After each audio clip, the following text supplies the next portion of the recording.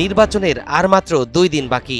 ভোটের মাঠে টান টান উত্তেজনা, পরস্পর বিরোধী বক্তব্য, অভিযোগ পাল্টা অভিযোগে জমে উঠেছে ত্রয়োদশ জাতীয় সংসদ নির্বাচন।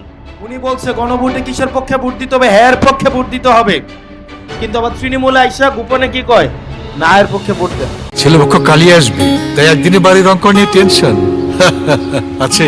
বার্জার 1 কোটি মানুষের প্রচার প্রচারণার জন্য রাজনৈতিক দলগুলোকে নির্বাচন কমিশনের দেওয়া সময়ও ফুরিয়ে এসেছে। তবে ভোটের আগে সামনে এসেছে নতুন আরেকটি জরিপ, যার পূর্বাভাসে বলা হচ্ছে এবারের নির্বাচনে নিরঙ্কুশ জয় পেতে যাচ্ছে বাংলাদেশ জাতীয়তাবাদী দল বিএনপি।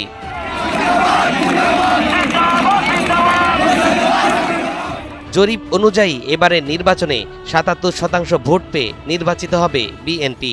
অন্যদিকে বাংলাদেশ জামাত ইসলামী পাবে 16% ভোট। ৯ ফেব্রুয়ারি সোমবার রাজধানীর জাতীয় প্রেস ক্লাবে সংগঠনটির সহসভাপতি আব্দুর রহিম তুহিনের সভাপতিত্বে এক অনুষ্ঠানে এই জরিপের ফলাফল তুলে ধরা হয়। জরিপের তথ্য বলছে বিএনপি 220টি আসন পেতে পারে, আর জামাত ইসলাম পেতে পারে 57টি আসন।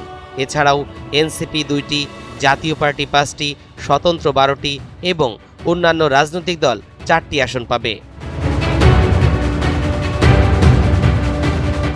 বাংলাদেশে এই প্রথম বার্জার 1 কোটি মালসেন, 1 কোটে পারফেকশন।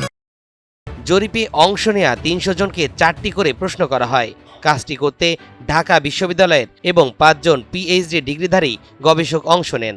জরিপে অংশ নেয়া 300 জনের মধ্যে 77% উত্তরদাতা বিএনপিকে, 16% জামাত ইসলামকে সমর্থন করেন।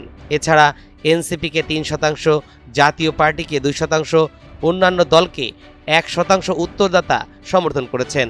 তবে কোনো মন্তব্য করেননি 1% মানুষ।